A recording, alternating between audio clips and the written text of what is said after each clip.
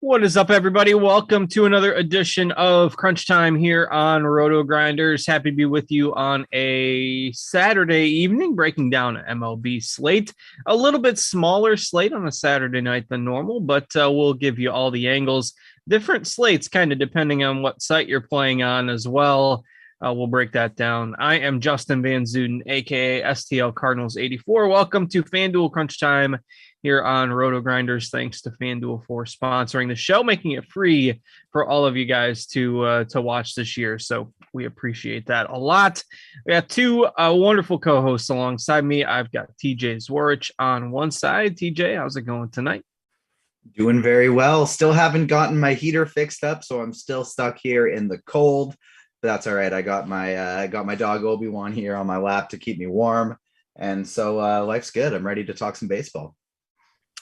Yeah, it's been plenty warm here in Illinois over the last few weeks, so we could send some to you, maybe to help keep you warm, but not quite as warm here today. And the warm front is kind of moving towards the East Coast, so it was like 90 degrees in Maryland today, so that explains some of the higher MLB totals that we're seeing in some of those East Coast games. 12 or 13 runs, I think, in the Yankees game this afternoon. So the warm weather making maybe the dead baseballs travel a little bit further. So we're starting to see some offense. We've got Keith Eister on the other side. Keith, what's going on tonight? Yeah, not much. In the middle of a UFC card that is finally going according to plan. So knock on wood. Nobody's gotten sick after lock. No injuries to date. So hopefully the UFC card continues to chug along and we get a nice little sweat there today. Yeah, it seems like everyone's been a little frustrated with that over the last few weeks, with fights getting canceled and such. Not a big UFC guy myself, but did hear that kind of through the scattering of Twitter posts that I saw on the topic. So hopefully that goes well for any of you who play the UFC card tonight or bet on some of the fights. And we've got a little interesting MLB slate here for you tonight. I mentioned a little bit different depending on the site that you are playing on. So FanDuel can't quite get their software up to speed for the complexities of doubleheaders. So they generally leave doubleheader games off of their slates. That's the case tonight, whereas DraftKings has the second game of the Mets-Rockies doubleheader on their slate. The first game just finished up right before we came on air here, so we should get lineups for that second game fairly shortly. But obviously, when you've got a Coors Field game on a slate, that makes it a little bit of a different dynamic.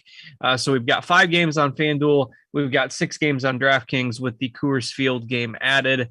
I believe if you're playing on Yahoo, they also left the Coors Field game off of their slate. So how we're kind of going to break this down tonight is to have TJ focus a little bit more on the FanDuel side and have Keith focus a little bit more on the DK side. Really not going to affect our discussion of pitching, obviously, because you probably don't want Trevor Williams or Austin Gomber, whoever the Rockies end up throwing out there tonight, on your DK lineup. So the pitching discussion is largely the same with the two sites. So we can talk about that together. It doesn't really matter what site you're playing on. So, TJ, I'll throw it to you first. We can talk FanDuel pitching. We've got a couple of top end arms on the slate tonight. Are you looking to roster one of those guys, or are you looking to go down a little cheaper?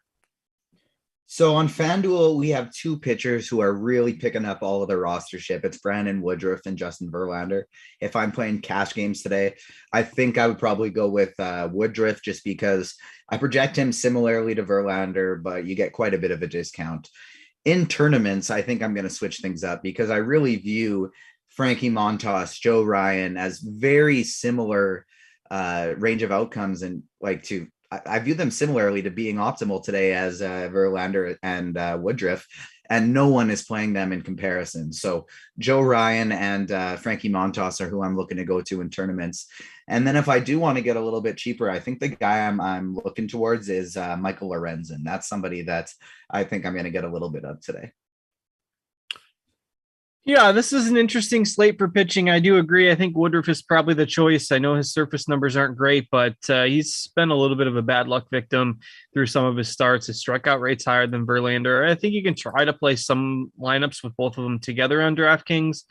That does limit your bats a little bit, though. So Woodruff is my choice on FanDuel for the $1,300 discount and on DraftKings if choosing between the two because of the discount. And I think the cheap pitching is interesting tonight. I watched a good bit of Tampa Bay's game against Toronto last weekend that Jeffrey Springs started. He pitched 4 2/3 innings. They let him get up to 76 pitches. So most people still kind of view him as an opener, but it seems like they're stretching him out a little bit. And his numbers have really been pretty good through his first few starts. He's the cheapest pitcher on the board on FanDuel. You probably don't need to go there, though, since you only get one pitcher on FanDuel, but he is 4K on DraftKings, and he's facing the Orioles. So, Keith, your thoughts on maybe pairing one of the studs with a 4K pitcher tonight to be able to get some more bats on DraftKings? Yeah, I do like that. He is minimum price over here on DraftKings. I saw the same thing you were seeing with the pitch count, and this matchup is phenomenal. Baltimore has a massive strikeout rate, particularly against left-handed pitching. So I do think Springs is in a really good spot here. Obviously, you're competing with the ceiling of Woodruff and Verlander, so that's a little bit difficult. But with Coors on the slate, I think it's possible to make up that gap with your bats. So don't mind. Woodruff and Verlander are certainly the top two on the board. I agree, a slight preference for Woodruff just because of the discount. Not worried about his slow start to this season. He's got a very long track record of success. Washington is not an overly threatening lineup, doesn't strike out a ton, but Woodruff has shown really good strikeout stuff in the past. So slight lean to Woodruff, fine going all the way down to Springs. And then the pitchers in that mid-range are kind of getting left behind for me a little bit. I think Joe Ryan has some strikeout upside, but he's facing a lower strikeout Kansas City team. Montas has a tough matchup against the Angels. And so Lorenzen, I think, would be my favorite guy just because of the matchup against Oakland. Pretty high strikeout rates there in Oakland, and not a lot of power on that Oakland side. So Lorenzen, if I was making a pivot in the mid-range, would be my guy. Yeah, I don't think Kyle Bradish is a terrible tournament play. Now, I put this in the article today, but my perception of him is a little bit skewed because I watched him pitch against the Cardinals, where he looked like a Cy Young winner. Now, and this didn't come out of nowhere. I mean, he's one of the better pitching prospects in the league. But he had like 7 innings and 10 Ks or 11 Ks or something like that against the Cardinals. His other 3 starts have been underwhelming, so it's certainly not safe. But there is no Wander Franco in the Tampa lineup tonight, so that lineup is beatable. So if you're looking for a dart throw as an SP2, Bradish is. I wish he was a little cheaper, but 2 to 3% owned guy. I think he's at least in the conversation. So, but I agree, those mid-range guys do get a little bit left by the wayside, with people probably prioritizing Verlander or Woodruff or going all the way down to Springs, particularly on DraftKings at 4,000. So, yeah, that's basically pitching tonight. TJ, you got anything else to add with the arms? In terms of the arms, nothing else. I agree. I don't mind if I'm MMEing on FanDuel. I don't hate the idea of taking shots on Bradish. The thing with FanDuel today, though, is you really don't need salary savings. Like I have one, I'm running 3 lineups tonight, and I do have a Lorenz in one, and I had trouble building it because it's really tough to spend that much salary on FanDuel today. So that's really it for the arms. I will say we have almost 100 people watching. It's Saturday, so I'm feeling nice. We don't have to hit that half number. If we hit 30 likes, we got a nice Spidey bomb coming today from Spidey. All right, push that like button. Appreciate that very much. Also, if you're in a legal sports betting state, you can sign up for FanDuel Sportsbook. New users can get a $1,000 risk-free bet. Terms and conditions apply, but they do release those bonus funds on your first-time bet so that you get that money right away.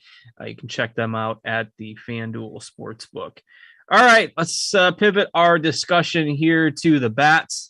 We'll start with catcher, which again, you probably don't need to roster one on FanDuel. We don't have anybody above like 5% ownership on FanDuel, and it's a pretty weak group of catchers tonight. So basically this becomes a DK discussion, and we've got Keith on the DK hopper tonight. Who are you looking at catcher? Yeah, so obviously we're waiting on Coors lineups. Whoever's getting the start at catcher there is going to be in play. I just looked to see who caught the first game. It was Mazika for the Mets and Diaz for the Rockies. So I doubt we see either of those two catching again. Maybe one of them cracks the lineup as a DH, but we'll have to wait and see on those lineups. Should get those any minute here. I think Gary Sanchez is in a really good spot. Keller is not a pitcher that we're really scared of. Sanchez has been hitting the ball really well here, so I like him a good amount. He's 4,400. If you need to save a little bit of money, Francisco Mejia is a good option at 3,700. Going down from there, Jeffers is fine, and Caratini would be another guy that maybe you could look to. Yeah, Caratini is hitting 9th, but I would be okay rostering somebody hitting 10th against Patrick Corbin right now. For some reason you get 10 guys in your lineup. It doesn't matter what lineup spot you're in. Corbin is toast at this stage of his career. He's been one of the worst pitchers in the league. I think he's like 0-7. Yeah, one more I didn't mention. Melendez against Ryan. Yeah. Ryan is a really good pitcher, I think, but Melendez is a talented young guy. Has a platoon advantage there, so I like him for tournaments also. Just wanted to get his name out there. Yeah, definitely in the GPP mix as well. So, and he's the one guy that maybe we've got with a little ownership on FanDuel at 2,300. Again, we'll keep an eye out for those Coors Field lineups, see if those hit during the show. If they do, we'll pass them along. So, all right, TJ, we'll let you talk about catcher and first base together on FanDuel, since that's how they combine them. Sounds good. I want to briefly touch on stacks that I'm liking for FanDuel as well, quick. And like it seems like Milwaukee is going to be the chalk today. Minnesota is going to be picking up some ownership. Oakland's picking up, or sorry, not Oakland. I meant Houston is going to be picking up some ownership as well. And Houston's going to be my favorite stack of the day. And you're going to be hearing a lot of Houston players as I go position by position. While we usually don't love playing catchers on FanDuel, there are a couple I think we can play today. Gary Sanchez, as well as Adley Rutschman, his very first start this season in the MLB. He's batting 6th for Baltimore. I think Baltimore is a bit of an interesting sneaky tournament stack today as well.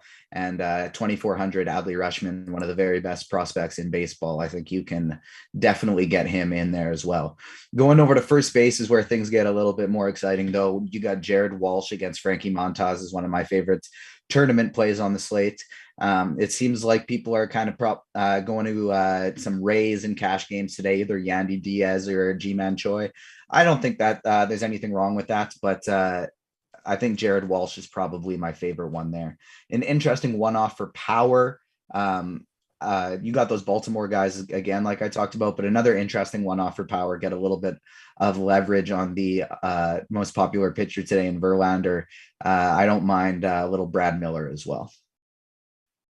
Yeah, Rutschman, top Baltimore prospect. I believe FanDuel is the only site that has already added him, so he is available there today. As TJ mentioned, don't think you can take him on any of the other sites yet, though he should be added soon. And if the hype holds, will certainly be one of the higher priced catchers before too long. So his first base is kind of surprisingly a weak position tonight. Going to be a spot where a lot of people look to just go for value. Again, I don't mind anybody on the Brewers. So Keston Hiura, 2,100 on FanDuel. He's in the 2Ks on DraftKings as well.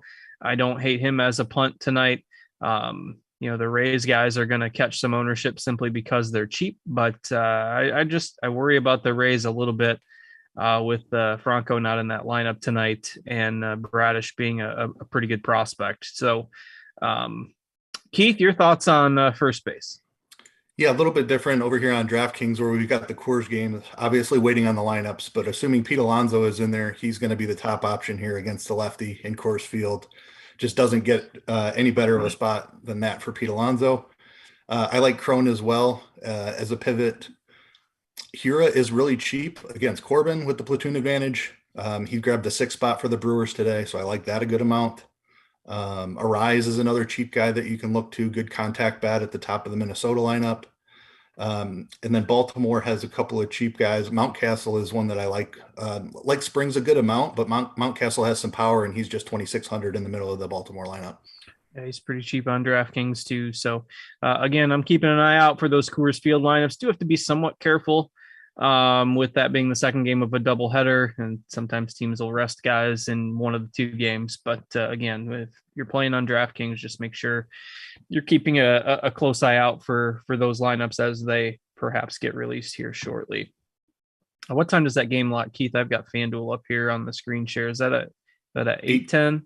8:40 Eastern. 8:40. Okay, so might not have that before a lot of the 7:00 games lock, but just make sure you keep an eye on it even afterwards and pivot if needed. You do have the Angels game late if you need to go there. So, all right, so let's move to second base. Keith, I'll stick with you for DraftKings thoughts at second. All right, I mentioned here at first. You can play him at second as well. You've got Polanco for the Twins, probably the top option over here at 4,600. Like that matchup with Keller. Twins is a decent stack tonight.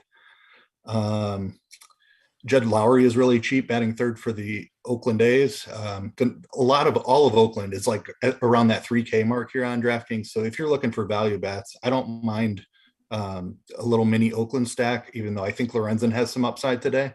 But their bats are just really cheap. Without Coors here, I mean, Hampson, if he's in the lineup, Rogers, if he's in the lineup, but it's hard to say. Jeff McNeil, even though it's lefty, Block doesn't have a wide split for Colorado, so I wouldn't mind McNeil depending on where he lines up. But yeah, I'm going to interrupt you. I'm going to interrupt you quick just because we got a Rockies lineup, and so perfect. It's Connor Joe, Charlie Blackmon, CJ Crone, McMahon, Grichuk, Rogers, Hilliard, Hampson, and Servin at catcher. Okay. I don't know what Servin's price is. I imagine he's pretty cheap, so I don't mind him as a punt. I'll look up his price in a second here once I kick it over to TJ. But Hampson is the guy, I think he was in the 7 spot, so I like that a good amount here. Yeah, and not a surprise in his first day back, but no Chris Bryant in the second game of that doubleheader. He's pretty cheap on DraftKings, so make sure you don't have him in your lineups.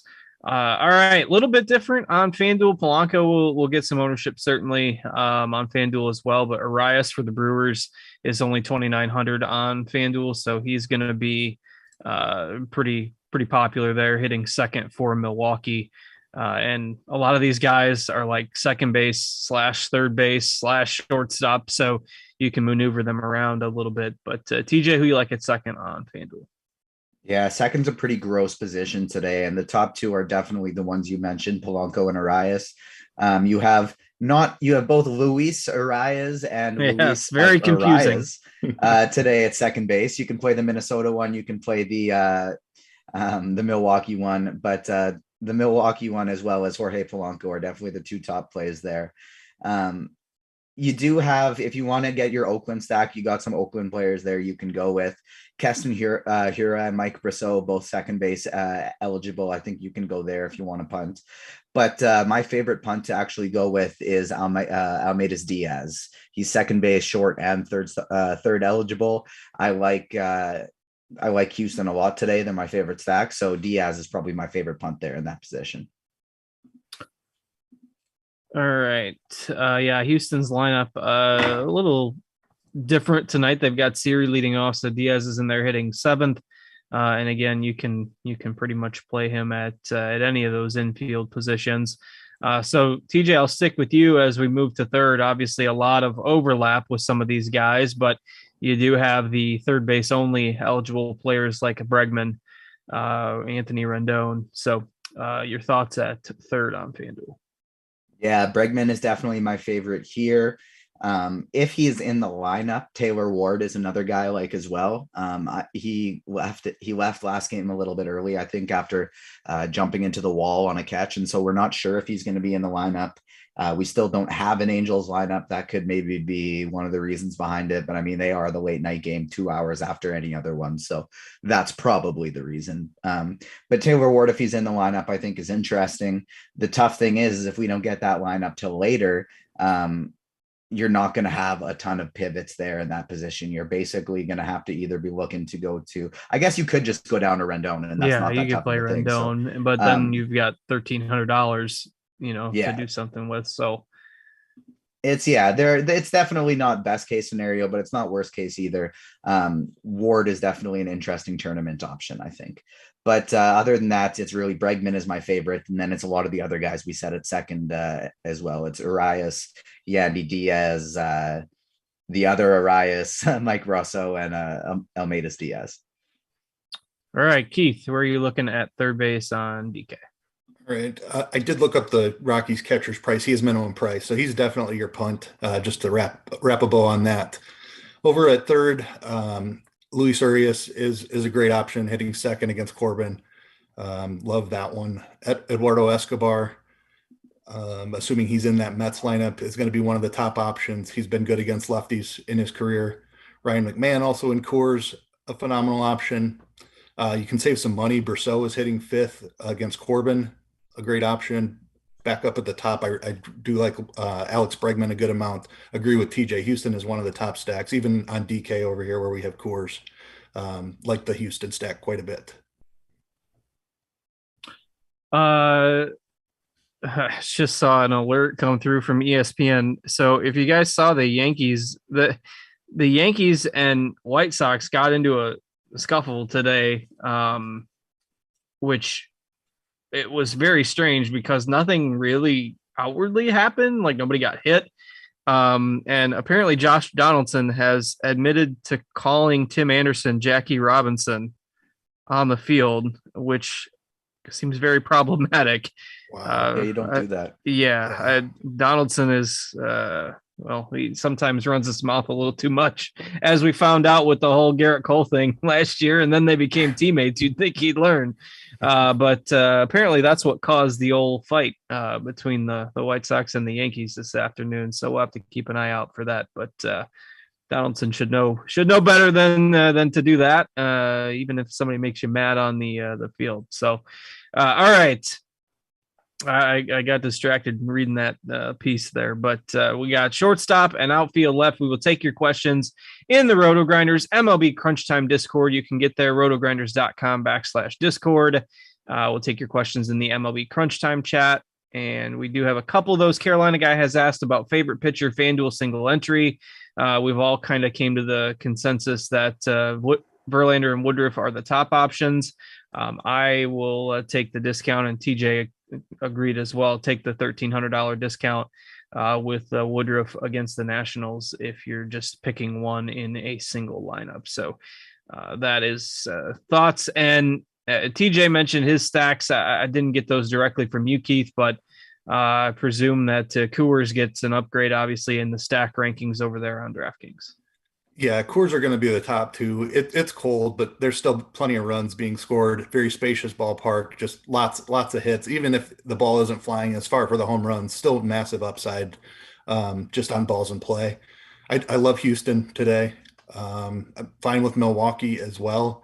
And then something off the board, do like Springs, but Baltimore, I like some of their cheap options. And Oakland even has some cheap options. So if you're paying up twice for pitching, it is important to find some value bats, and I think you can find those in Baltimore and Oakland over here on DK. All right, so we've got shortstop and outfield to go. Keith, I'll stick with you. You can talk about shortstop on DraftKings. All right. Urias has shortstop eligibility as well. Talked about him at third. Hampson over at short also talked about him at second. Like Correa a good amount. Lindor if he's in that Mets lineup. And Jeremy Pena is hitting down at the bottom of the Astros lineup, but I don't mind wrapping that around. He is expensive. That just means that nobody's going to play him, and he is a guy that has some power. So don't mind Pena out of the 9-hole. All right, TJ, what are you looking at shortstop over there on FanDuel tonight? Yeah, so we are one like away from the Spidey Bomb. So if you like free content presented from FanDuel, make sure you hit the like button over on YouTube. At shortstop today on FanDuel, it's a few of the same people I mentioned at second with Urias and Mlb Dfs. However, I think Carlos Correa is probably your top option there. On FanDuel in cash games, I think you're either playing Polanco and Correa, Urias and Correa, or Urias and Polanco. You're playing two of those three guys on FanDuel in cash games, or maybe even 3 of 3 if you're playing Urias at third. But I think you're playing Bregman there. In tournaments, though, shortstop does have 2 of my favorite tournament options on the slate. Jeremy Pena, just like Eyes mentioned, that's one of my favorite ways to get different in a Houston stack. Batting 9th, he shouldn't be batting 9th. He's a very good hitter. And I like him quite a bit. He's 3,700 on FanDuel, so nobody wants to pay 3,700 for a 9-hitter. But like I said, I'm fading Verlander, and I'm planning on playing Ryan and Montas and Michael Lorenzen. And so doing that, I need to spend salary somewhere. And so with that being the case, Jeremy Pena is somebody I'm getting to quite a bit. And finally, Corey Seager against Verlander is an interesting one-off to me. I don't really like stacking Texas today, but Corey Seager, and then 2 players in the outfield we're going to get to as well, Adolis Garcia and Cole Calhoun, I think are interesting one-off options. Yeah, we know Verlander can give up the home run ball at times, and Seager, we've only got at about 5% ownership on FanDuel, like 2% ownership on DraftKings. So certainly away on a shorter slate. Remember, we've only got 5 games on FanDuel tonight, 6 on DraftKings. So, it's a little bit easier to get different. So, all right. TJ, I'll stick with you and you can talk about outfield, and then we'll get to questions and wrap it up. We got about 9 minutes left until lock. Yeah, so taking us to the outfield, this is where we have our Spidey Bomb. We like Houston today, and Spidey's on the same page. And so there's an outfielder that, because of his batting order position, isn't picking up a ton of rostership today. And I think he's hitting a home run, and that's Kyle Tucker. We currently have him projected for 14% ownership on FanDuel, whereas we have other guys like Alvarez and Ohtani who are both pushing 30 and 40. So Tucker is a guy I really like in tournaments, and Spidey told me he's hitting a home run today. So thank you for hitting the like button, everyone. But for cash games, I think the first 2 you're putting in are Ohtani and Alvarez. And then if you're needing to save salary, the last one I'm probably looking at is either Jose Siri leading off, or where is he here? Hunter Renfroe. Hunter Renfroe is another player I think has a great chance of hitting a home run today. However, I just think he had a little bit too many people are playing him to be the Spidey Bomb. But McCutchen and Renfroe in the mid tier are just 2 phenomenal options. So is Randy Arozarena, in my opinion. So you got your 3K and belows with Renfroe, McCutchen, Arozarena, and Siri. And then you got all your amazing plays up top. This is really, without a doubt, the top position on the slate today. I think you basically have to have an outfielder being your utility position in FanDuel, because with those cheap options I mentioned, on top of Mike Trout, Byron Buxton, Yordan Alvarez, Shohei Ohtani, Kyle Tucker, all just phenomenal plays. And I didn't even mention Christian Yelich, who's probably someone who's going to pick up quite a bit of rostership as well, or Cardi's guy, Juan Soto, who is his number 1 hitter in baseball now. There's just tons and tons of great plays on outfield today. So I think you're definitely playing 4 of them on FanDuel. If you were a manager going against the Nationals, why on earth would you give Juan Soto anything to hit? The team has nobody else, like especially in a key spot. Juan Soto just put up the 4 fingers. Poor Juan Soto, just no protection around him there in Washington. And boy, that team has fallen off in a hurry. It's tough to see, and they keep throwing Patrick Corbin out there, so that's not going to help anything. I All saw right. some trade rumors swirling around about Juan Soto. That would be something if they decided to move him. I can't even imagine the haul of prospects that it would take Juan to get him. Soto for Paul You know DeYoung. who We'll has take a that. lot of prospects, and Juan Soto would fit in real nicely with their core? The Toronto Blue Jays. I think Juan Soto would fit in pretty well anywhere. Might be able to find a spot for him. We'll see. Yeah. One more person I want to mention in the outfield position is if we don't get Taylor Ward in the lineup today, we still have no Angels lineup. Usually, if Ward's not in the lineup, we see Brandon Marsh leading off. So 3,100, if he's leading off, he's another guy I like as well. All right, Keith, who you like in the outfield over on DraftKings? Yeah, it's loaded like TJ said, and it's even more loaded on DraftKings because we had Coors. So I absolutely love the Houston guys. There's 4 of them. Alvarez and Tucker, if you want to spend up. You've got Brantley in the mid-range and then Siri all the way at the bottom. So no matter where you're at, you can find a Houston guy. Love the Milwaukee guys as well. McCutchen and Renfroe, my 2 favorites. Depending on the Mets lineup again, you've got Nimmo and a lefty, but I mentioned that Block isn't a big splits guy. Nimmo can get on base against anybody, so he's fine. He's only 4,500 if he grabs that leadoff spot again. Marte, also, if he's in the lineup. Don't like the Colorado guys as much, Joe being pricey, although he is leading off, so you can get there if you want to. And Blackman, who has had a little bit of a down season, I would prefer him, I think, against Williams. Williams has some issues against lefties, so I don't mind Blackman, even though he's 5,200. And then Daza is the cheap Colorado guy. Actually, I don't remember if he was in the lineup. I'll have to refresh here and confirm that. But Blackman and Joe, I do remember were in there. Yeah, Hilliard is in left. Yeah, it's Hilliard. You're right. So,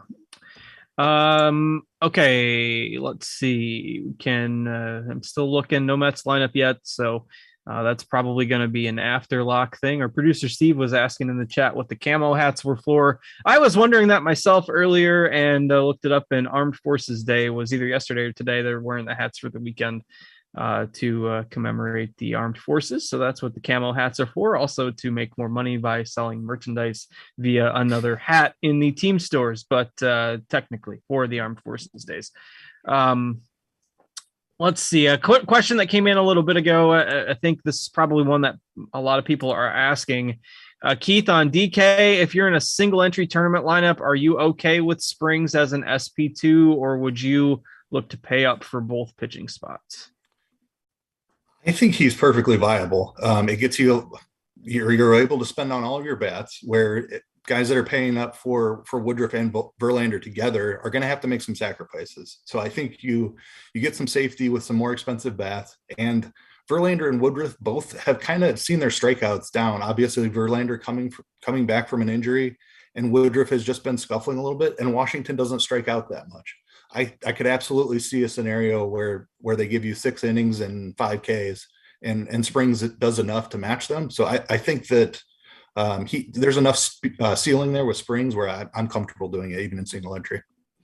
Yeah, I'm okay with him being 4K. I mean, he's got pretty good stuff. Like I know we've talked about the Baltimore stack a little bit as well.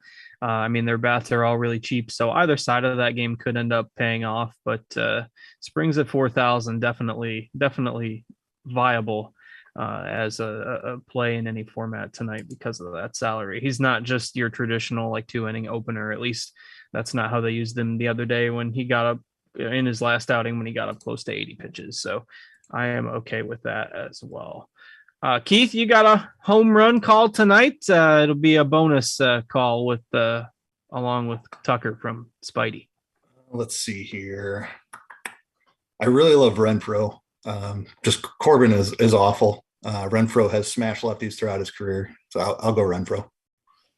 All right, no issues with any of those Milwaukee bats, and even the lefties that are in the lineup. Lefty. I mean, Corbin's just been bad against everybody so far this year. So interestingly enough, I'm not playing cash today on FanDuel, but I just made a cash team on Lineup HQ to see how it would look.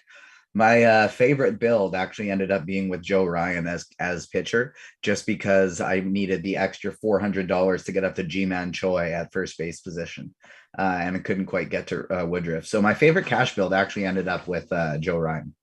I don't think Joe Ryan's a terrible play. I like him a little better for tournaments, but good matchup against the Royals, and he's shown pretty impressive stuff in his first few starts here this year. So don't hate that play at all. He's definitely one of my favorites in tournaments. Derek in the YouTube chat agrees with me. Soto for DeYoung is perfect. I agree. The Nationals will surely hop on that. I think Paul DeYoung, since he got sent down, last I saw, he was hitting 083 at AAA, including one strikeout because he wasn't in the batter's box when the pitch clock expired, which I'm sure is hard to get used to when you haven't been in the minors. But he's definitely broken. Lefty power outfielder is definitely what the Cardinals need, but zero chance we get Soto. Agree, although pipe dreams are always nice. So, we'll see. We'll keep our hopes up for the Cardinals maybe to do something at the trade deadline this year. So with that, we've basically hit lock. We've gotten through the questions, and let's take a refresh here, make sure we don't have that Mets lineup. I'm pretty sure we don't. We do not. TJ, anything else you want to add before we get out of here tonight? No, on Fanduel, make sure you keep an eye on that Angels lineup. I have a lot of interest in Montas today, but I also have some interest in the Angels. Yeah, good luck tonight. It's other than that Angels game, we got a lot of nice early ones, so it should be fun. All right, Keith, anything else before we get out of here? No, I don't have anything to add. Be reworking some lineups. I've got plenty of LA and plenty of New York in there as well. So we'll have to rework some lineups after lock, but that I don't mind doing it when it provides a little bit of an edge. So that's right. Well, okay with that. With that, we'll go ahead and get out of here. Thanks to TJ and Keith for joining me. I'm Justin. Thanks to our producer, Steve, for working hard behind the scenes for us as well.